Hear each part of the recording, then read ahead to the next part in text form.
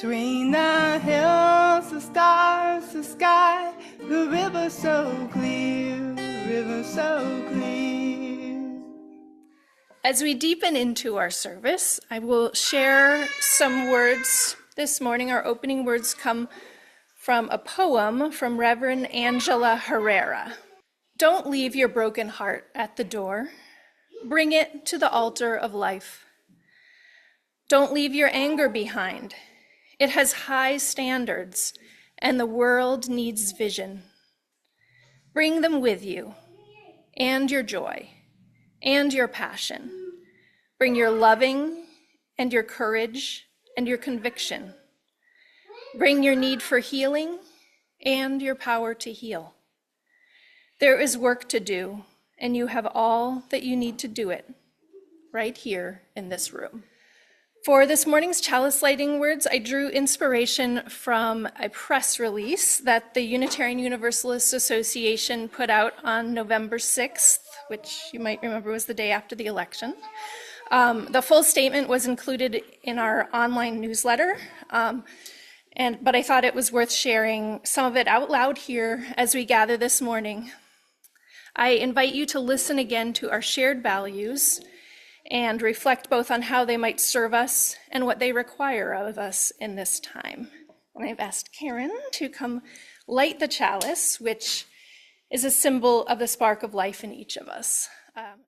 So today, as it has always been, the unwavering love at the center of our faith is our greatest balm, our strongest shield, and our fiercest power. That animating core of love will both demand our rigorous action and offer us the wellspring of hope and courage that will equip us for our work in the times ahead. We will continue to side with love because that is who we are, regardless of the results of any one election. We will center ourselves in love and ground our work going forward in our shared values of justice, equity, transformation, pluralism, interdependence, and generosity. So this brings us to our speaker for this morning. Our program is entitled Fascia as the Living Web, Connecting the Inner Body with the Outer World.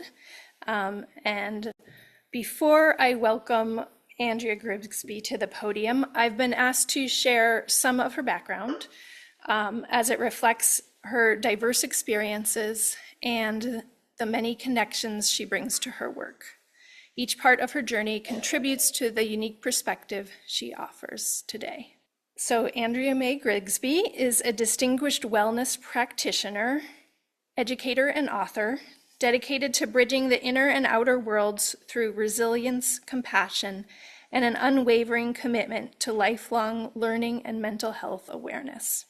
Born and raised in Portland, Oregon, Andrea's path has encompassed a wide range of roles and experiences that uniquely inform her approach to healing and holistic wellness. Her resilience, shaped by early childhood challenges, life's unexpected transitions, and profound personal setbacks, has provided her with deep insight into the complexities of pain, recovery, and renewal. Andrea is a mother of 7, with children ranging in age from 19 to 30. Prior to raising her family, she lived and worked abroad in Germany and England, experiences that broadened her perspective and enriched her approach to healing. She holds an associate degree in liberal arts from Bismarck State College and has pursued coursework across multiple disciplines, cultivating a well-rounded academic foundation that informs her professional work. With over 15,000 hours of experience in body work and hundreds of hours in continuing education in massage therapy and related fields, Andrea has achieved mastery in her practice. Since 2011, she has been a member of the Unitarian Universalist community, transitioning from a background in Christian evangelicism, where she previously served as a youth minister and preacher. This spiritual foundation continues to shape her compassionate, purpose-driven approach to guiding individuals along their healing journeys. Andrea's charity of choice is the Out of Darkness Suicide Walks, an organization dedicated to mental health and suicide prevention. This cause is especially meaningful to her due to her personal journey, symbolized by the green honor beads she wears, representing her own struggles with suicidal ideation and an attempt, as well as her mother's experiences with mental illness and depression. Andrea's work is informed by her own trauma and the ongoing personal commitment to healing, offering hope and solidarity to those who have faced similar struggles. In August of this year, Andrea launched her first book, Pain's Fingerprint, a reflection on her 17 years of massage experience and the insights she has gathered from helping others navigate chronic pain. Today, Andrea will share her experience on fascia and the interconnectedness of the body, exploring how these internal structures mirror our broader connections to the world around us. I do actually want you to move around today. This is my style of teaching, and I want you to know, when you walk out, to not just know more, but to actually understand what you probably already know some about. So, how many of you have experienced physical pain? Good. Who here thinks pain is meant to be avoided? I did for a long time. That's what we'll talk about today. I'd also like you to raise your hand if you're searching for an answer for someone you love or for yourself. Pain. Sorry. Great. You're in the right place. I want you to leave here today feeling better than you came in. So my talk today is for those who are weary, disillusioned, and perhaps even disenchanted by the endless search for relief from emotional and physical pain. If you've tried every method, every pill, and every therapy, yet your pain persists, this talk is for you. It will not be filled with quick fixes or instant solutions. If that's what you're looking for, I urge you to realize that your quest for pain relief is in vain. Your pain is a crucial part of the imprint of your life. Your pain plays an important role, and it makes you unique. No one else has your exact experiences. So I'm going to go to slide 2.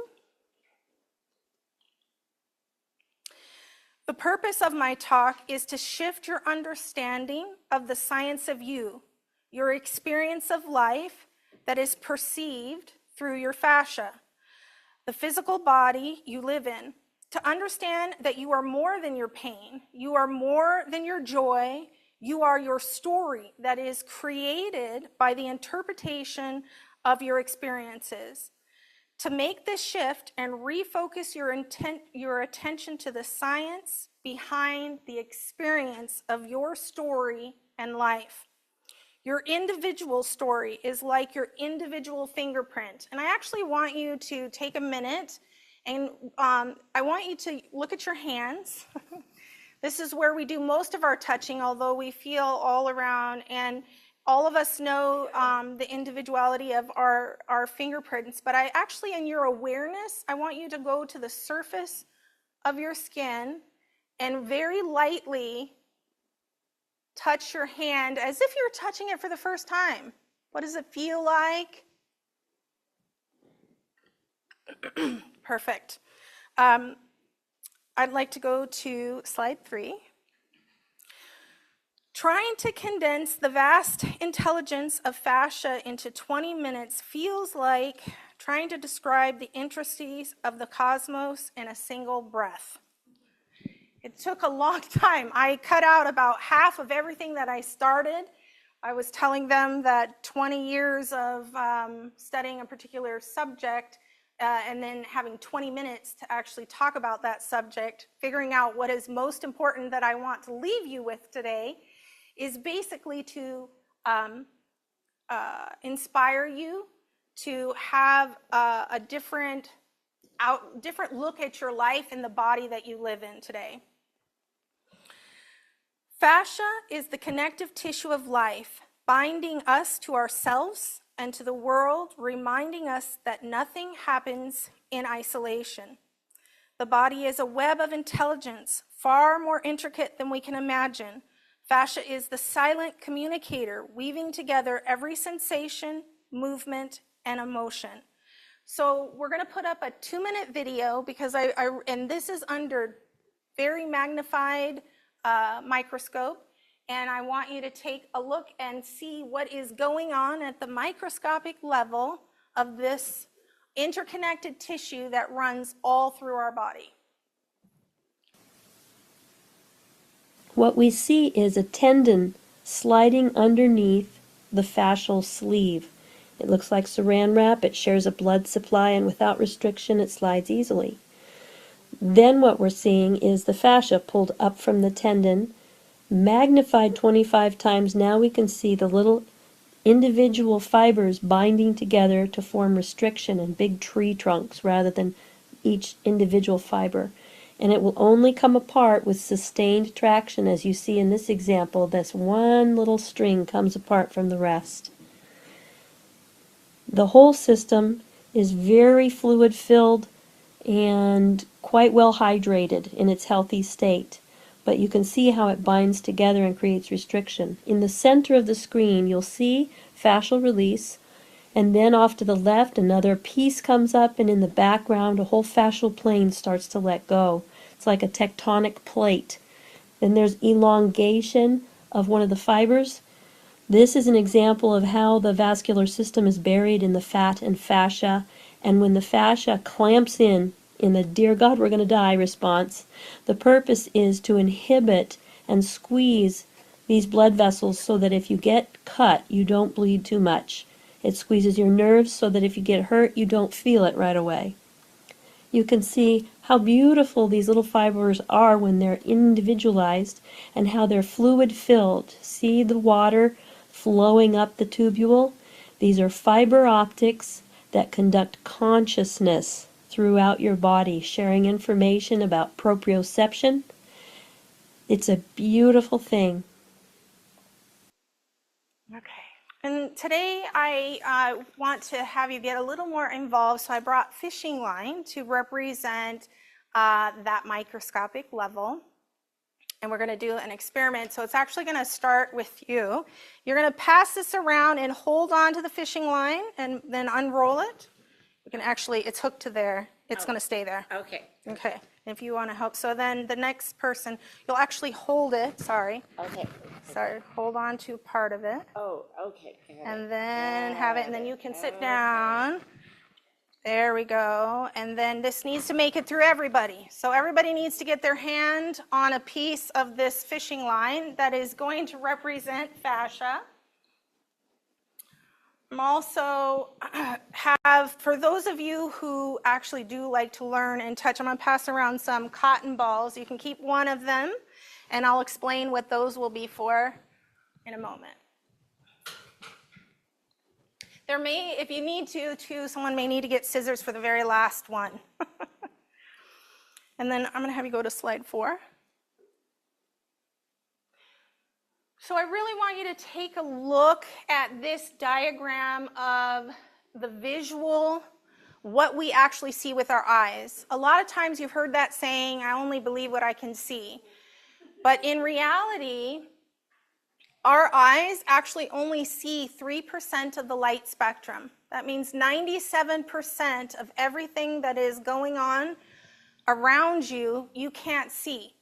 So this idea of relying on one sense, what you see, as being what is happening in your environment is false. But we've done it so long, people are still doing it. And so today, I hope that you experience that differently. I'm going to have you go to slide 5. So I'm going to tell you a little bit about my story, and hopefully something in that you'll find connection with, and you will realize that we aren't that much different. Maybe what caused the pain is something different, but the experience of pain and the experience of joy is the same regardless of that story. My childhood was shaped by challenging circumstances from both parents that required me to grow up far too quickly. I took on responsibilities that no young child should have to bear, navigating the absence of support from those I depended on, and witnessed the difficult realities of physical and sexual abuse of home. These early childhood experiences left deep imprints on my life. As I transitioned into young adulthood, I grappled with the weight of these early challenges, leading to struggles with mental health and a lifelong journey of self-discovery. At 17, I was married and began a life that included living abroad. At 23, I started having children and building a family. However, this chapter of my life also brought its share of trials, including the painful disillusionment of a 21-year marriage and the reevaluation of my religious beliefs that I had held so dear in the first part of my life. These life experiences shaped my approach to parenting, mental health, and healing. I share this today not to dwell on the hardships, but to offer solidarity to those who feel alone in their pain. So for those of you who understand the deepness of both physical pain and emotional pain that impacts your daily actions, where you actually change what you're going to do through the day based on how you're feeling. And when you're all by yourself, I want you to know that I too was all by myself, and I also experienced deep pain. And for anyone who is here, I want you to know that you're not alone. My journey has shown me that even the deepest challenges and disillusionment of life can be met with resilience, and that healing is a process, not a one-time event. When we face pain with courage and an open heart, we can embrace the paradox of being human, of experiencing both joy and pain. I believe that embodiment is what we truly seek, not the absence of pain, but the fullness of life experienced through our senses. It is the paradox of being human, to feel deeply, to inhabit a physical vessel that both holds joy and suffering, certainty and doubt, and discover meaning through our fascial perception of the environment around us. So that means, how are you, hot or cold right now? Are you sitting on a hard surface or a soft surface? Do you know the person next to you? Your environment that you're perceiving, those signals are actually being picked up through the fascia and delivered to the brain, and the brain is making a decision on your actions and what you're going to do. So slide number 6. Trying to condense, For centuries, we treated the body as though it were a machine, valuing only what the mechanical eye could see and take apart, while ignoring the profound intelligence of the unseen. Fascia, the silent communicator, was overlooked and dismissed as little more than packing material. Yet in 2021, a Nobel Prize for Physiology shattered this outdated view. The discovery of new sensory receptors in the fascia proved that this is not just structural, it's a dynamic system that senses, feels, and communicates with the rest of our body. Science now confirms that what many have felt intuitively. Our unseen emotions, not our logic, drive nearly every decision we make. Fascia isn't just in your body, it's in your head. It's your brain perception of the body that shapes your reality, triggering memories, emotions, and healing through a seamless web of the mind and body. Slide number 7. So understanding fascia involvement in a sensory cognitive function underscores its significance beyond being merely structural support, revealing its integral role in the body of the sensory and neurological network. So the picture here shows the idea, are we all these different muscles, or are we one big fascia with those muscles in pockets of fascia? We are actually one. We are not separate.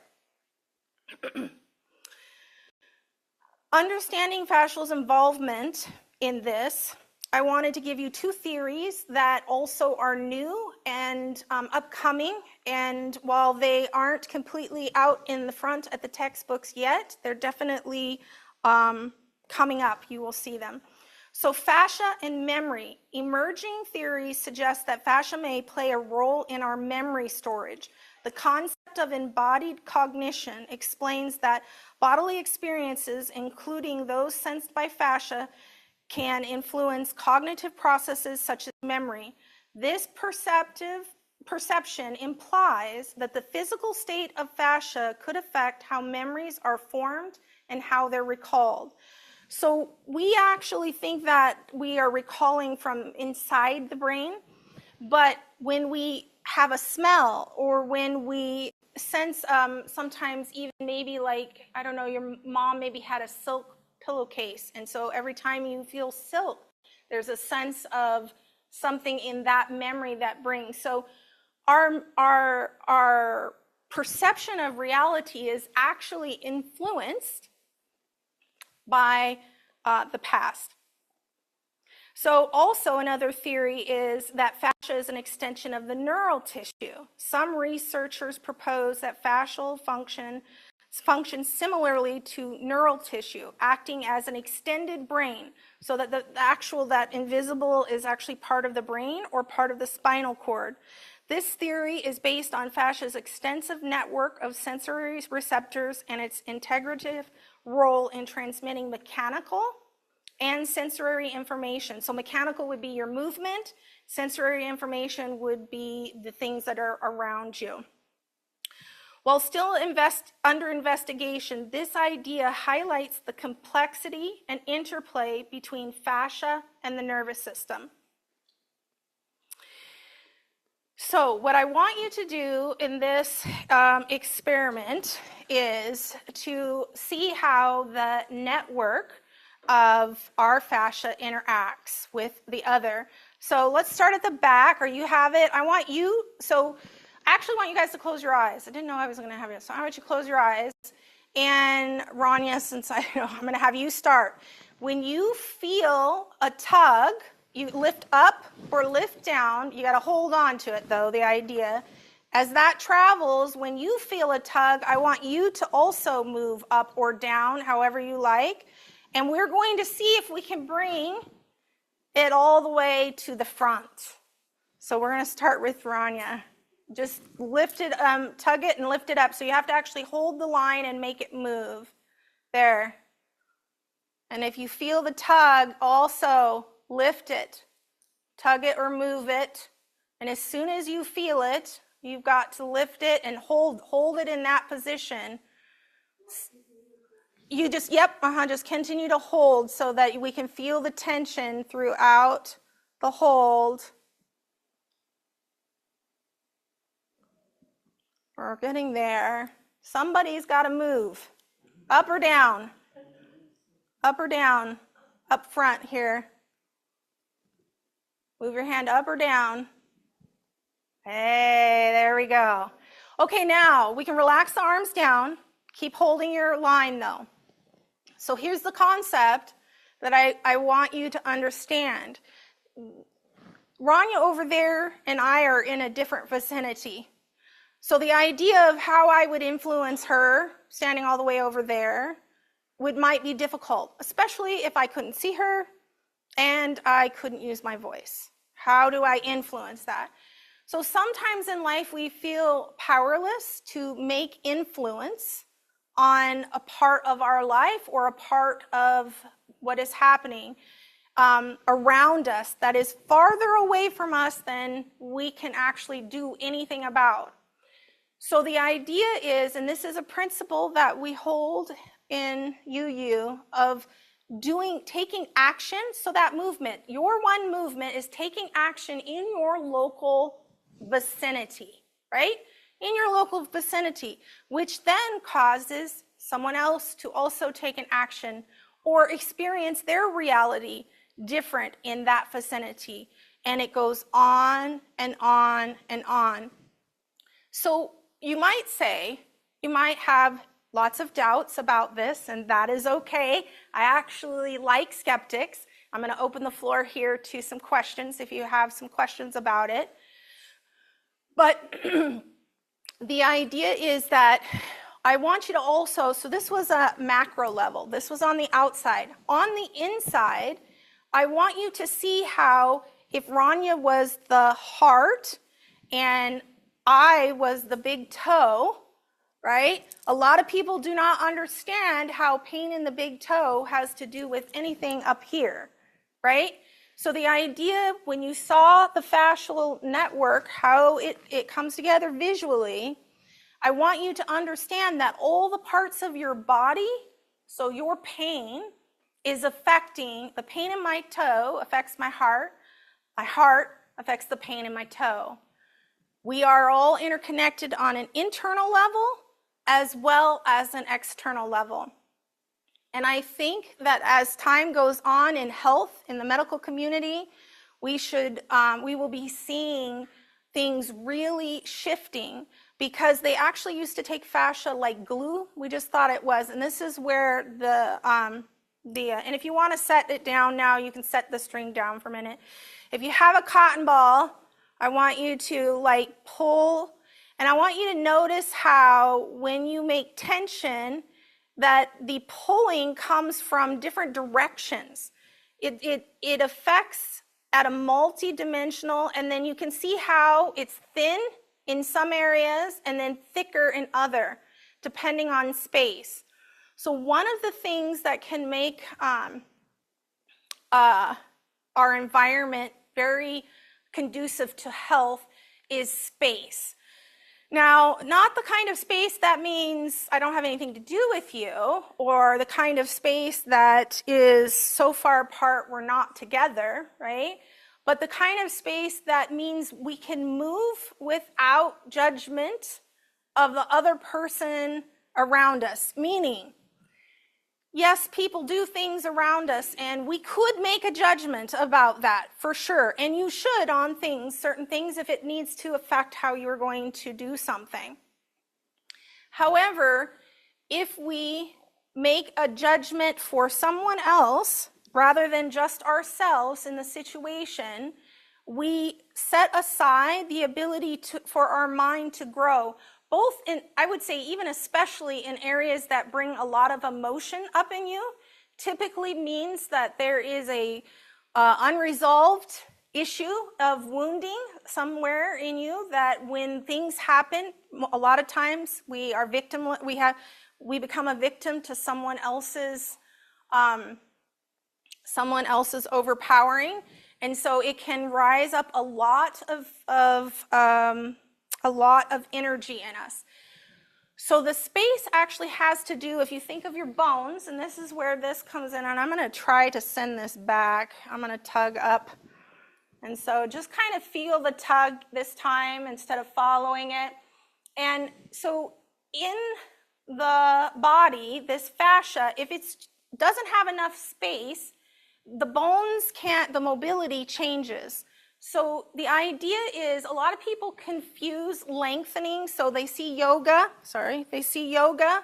and they see these people in these fancy big stretches, and they think that's what I got to do to be mobile. But actually, mobility comes from the type of tissue. So I want you to think of the difference between silly putty and bread dough. So bread dough has a lot of space and ability, and if we put bread dough around this, these bones are going to be able to move. If I put silly putty type material around this, the bones are not going to be able to move. And that there actually is, so the idea that the mobility actually even comes from our nervous system, which means which ways can these bones move safely and in a different way. So our brain moves like water, and we do things in life like water, running downhill. We find the path of least resistance, and then we move that way every time. So then what happens is, because you've moved that way all the time, you can't figure out a different way to move. So today, as we close and open for questions, I will say, it is essential to recognize that both pain and joy are perceived through our fascia, the connective tissue, and that it plays a crucial role in interoception, which is what I was talking about on the internal, feeling where your stomach is, feeling where your heart is at, feeling where your pelvis is located. That's the internal awareness. And proprioception, which is when I move with my eyes closed, how do I know that I'm holding my hand up? That is coming through the fascia. I can't see my hand, but I can sense the proprioception or the change in movement. This intricate network significantly contributes to the depth and the richness of life. If you have no space and can't move, the depth of your life is limited. So the idea of giving yourself and others space to explore life, which means mistakes will be had, pain will happen, we can have the ability to look at life, not judging it, but rather just curious. I wonder, and holding an I wonder what could I do today that would make me feel better. It might mean I go for a walk around the block. It might mean that I call a friend that I've been thinking of. It might mean I drink the water I know I should be drinking. There are small things that we can do that affect our life. Understanding the science of oneself involves exploring the architecture of your inner fascia, the very framework of the body we inhabit, by examining the unique biological, psychological, and environmental factors that shape our identity, our behavior, and our health. We embark on a journey of self-discovery. This interdisciplinary approach encompasses genetics, neuroscience, psychology, and spatial movement. So the book, Pain's Fingerprint, I hypothesize or theorize, and I hope that today you will give yourself a chance to think about this, that without pain, so when we have pain, it motivates us to do something about that, how we respond. So if you can imagine a life with no pain, who are we if we're not the response? So I suggest that we didn't come into this world to have and I'll just say the 1950s, white picket fence, 2 children, the job, this perfect, idyllic, no trauma involved life that we all seem to think somehow is going to be available if I just keep searching, which then leads us into a place of disillusionment. But what if when you open your eyes in the morning and you realize that you are not actually your body, that it is a vehicle that is going to take you around today and experience your car, your house, your friends, your loved ones, and experience them from a whole different way than how you experienced them before. Okay. One is I worked with Andrea.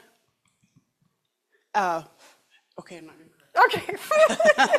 I worked with Andrea, and it was really magical because she'd say, Rania, come in here, I want to try something. So I'd hop on the table and I'd just like go to sleep practically. But it was, I just want to tell you that it changed my life. You changed my life. What you teach changed my life. I think about it every day, and it probably saved my life at some point. Thank you. Thank you. Also, I'm going to be reeling up this line so that we don't have an accident. Okay.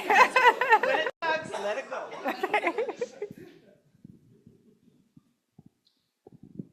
I have a similar thing as Rania, kind of a comment to so I'm Andrea's eldest daughter, so I've witnessed her uncovering and learning over the last several decades in the fascia. And just one example, and I've had many similar to Rania, hey, can I try something on you, lay on the table?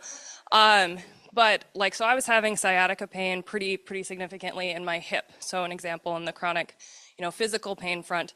And I had done stretching, I had done all sorts of things trying to get rid of this pain. And she kind of looks at me, feels around, does her little magic thing that she does.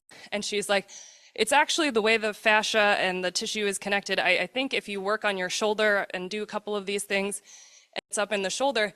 And I was like, but I don't feel anything in my shoulder. I'm like, my shoulder is fine. My shoulder is fine. And I had this pain for months and months and months. And then, a few weeks later, I work on the things the area that she said to work on, and the pain was gone. So I just, in kind of that connection of the fascia where it's not, where the pain might actually be experienced, the tightness or emotion or whatever might be somewhere else. And so. Right. And I would say that her story is common because we have a tendency to actually look where the pain is at. But I want you to think of the spot in your body is not, I want you to think of the difference of a victim, right? So there's something tugging at the place where you're feeling pain, and so you feel pain. But the bully, the tugging, is coming from some lack of space somewhere in a scar tissue, in a high impact accident that made the tissue become very adhesive and put together. And so it is a reflection. Your pain is a symptom and is not actually meant to be looked at as the thing itself. So, in a classic Unitarian moment, I have a comment, not a question. But, one of our most important values is that interconnectedness. And I think, we don't think about that in our bodies as much as we should. We think about it in, that a war that happens here, there's complications that created this thing. But I think it's so important to think about how, again, it was kind of tied to that. My concern is that anything that you do, and it's that ripple effect, right? It in your body and in the world. And so this is just such a beautiful metaphor for the interconnectedness of all humanity and the earth and our bodies and all those things. So Andrea, I really appreciate that, bringing that back to that Unitarian importance in the heart of us. I even want you to think about when you stand. A lot of times people study footprints, animal footprints, human footprints, those of you are hunters, or that it leaves a print in the earth, which changes everything.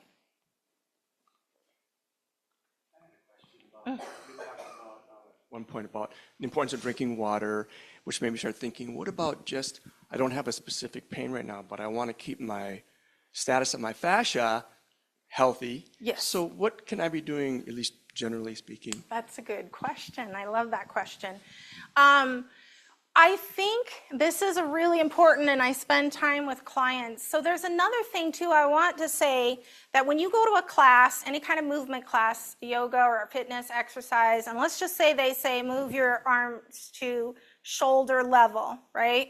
So you do what they tell you to do, and you think, so you're here, you feel like you're at shoulder level, but then in actuality, when I feel it, you're not, and you need to come up. Or maybe I'll say, lock your elbows. A lot of people can't even. In fact, do that right now. Just lock the elbows, spread the fingers, and bring your palm back, and then just move in just little circles. You can feel that. That is where the nerves are running. That's a fascia, and then the nerves are running through. But we hold our arms in this bent position. We hold our knees in a bent position. So I do a lot of work of connecting. So how we keep our fascia healthy is actually by the awareness and a movement practice. So. I teach over at the Y, and Elizabeth Gross and myself will be giving a yin yoga practice next Sunday at 2:30 at the Y. And that is going right along the lines of what Andrea is talking about, in the sense that what we do is we don't use the muscles in that class, we use the fascia. And how do we do that? We support you. It is supported, or you support yourself. We give you bolsters, we give you different ways of lying, and you stay in a position on the floor for about 3 to 5 minutes. And that allows the fascia to stretch. And the real important thing is you mentioned about water. Water, as you saw in that film, it's so important that we keep drinking water, especially as we age, because the fascia will shrink, and that is what's happening to a lot of people that say they don't have mobility anymore. And a yin yoga practice can help you with that. I'd like to go on the water thing. I have lots of people who really enjoy this metaphor. So we all have kidneys, right? And they have a job. Does anybody know what the kidney job is to do? Filter, right. Well, so what is filtering out garbage, right? So the substance it needs to filter out that garbage is water. So I want you to think about your laundry machine. You gather all your dirty clothes, you put it into the wash machine, you put soap in, you plug it in, you turn it on, and you come back an hour later and you realize that the hose is not actually hooked up to the wash machine. How clean do you think those clothes are going to be? Okay, so if you don't drink water, I'm not talking, you can do lots of water, but I'm talking consistent. There's another whole thing. That's why I said 20 years of experience. I could go on. We could spend all day here. I could talk just about the head or the hands. But the idea is that just increase more than what you're doing, in the respect that if your blood can't get rid of the garbage, how well do you think anything else is going to work in your body? You're basically not giving your intelligent healing system the medium it needs to release garbage on a consistent basis. And then we wonder why we ache. We wonder why we don't feel well, right? So the idea is that I really like to help take more complicated subjects and bring them down into a place where you can understand what is actually happening. So the other thing is, I think we buy a lot of expensive equipment. I would suggest not doing that anymore. I would suggest you don't need to buy anything. It's not your issue. What you want to work on in your body is not something that you actually need to buy, but rather it is a new awareness of inhabiting your body, which is called embodiment. Yin is actually, so those are not in the yoga background, yin is receiving.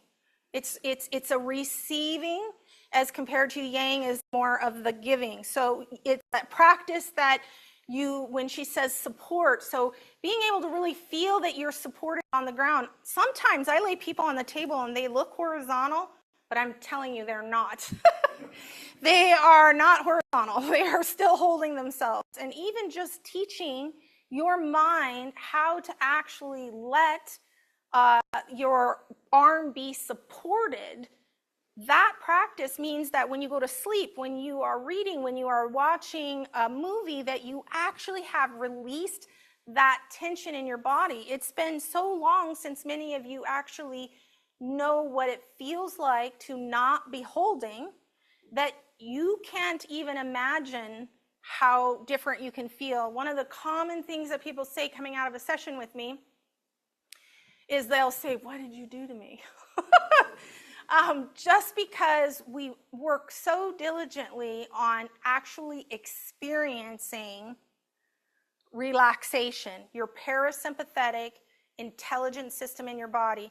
You have a whole pharmaceutical that is natural pain relievers that you need to learn how to navigate and use. Your dopamine, your serotonin, your oxytocin, those are meant to be used. And there are ways. Have you ever, like, lightly, this is called a nerve stroke, and you lightly, some of us did this as little girls, and we get goosebumps. That goosebumps, you can't make yourself get goosebumps. That's the parasympathetic system.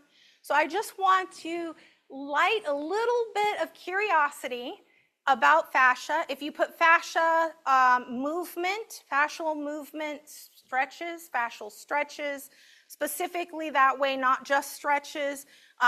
There's lots of great information out there, and very shortly I'm actually going to have a page that you'll be able to go to, and I have lots of recommendations because there's so much information out there, you know, like where do you start? And I would be happy to point, and starting point may be very different for each of you. So I hope you'll take the time to find that starting point and experience something different. Thank you. We will now extinguish the chalice with these closing words, which come from Victoria Safford. It's an excerpt from her reflection, which was written and offered for this time that we're in, and it's entitled, the larger piece is entitled, All is Not Lost. You know this and must not forget. Still and always we are held within, and we comprise a larger love. We are held within, and we comprise the mighty, irrefutable persistence and resistance of our ancestors, and the urgent, laughing beauty of our children. We are held within, and we comprise holy and ferocious power. Spirit, breath moves through us still, inspiring, insisting. Any act of love we undertake henceforth will be a revolution. When next you are able to be outdoors, remember to take a breath, taste the wind, drink the rain, this feast prepared anew each day. Remember who you are and whose, the beloveds and beloved who know you by your name, who expect great things of you, which is to say that you will keep on keeping on, never alone, and with all your dignity still shining. Breathe deep and notice now who's hurting, who now is in danger, who needs your prayers of hope, and more than that, way more, in order to survive. Hold out your brave and loving hands, stronger than you know, your brave and beating heart, and do not, under any circumstances, let go of beauty and truth. Do not let go of faith and hope and love. For we are held within, and we comprise a holiness no tyrant can diminish or demean. Put a little love in your heart. Put a little love in your heart. We want the world to know we won't let hatred grow. Put a little love in your heart. I hope when you decide this will be your guide. Put a little love in your heart, and the world will be a better place. And the world will be a better place for you and me.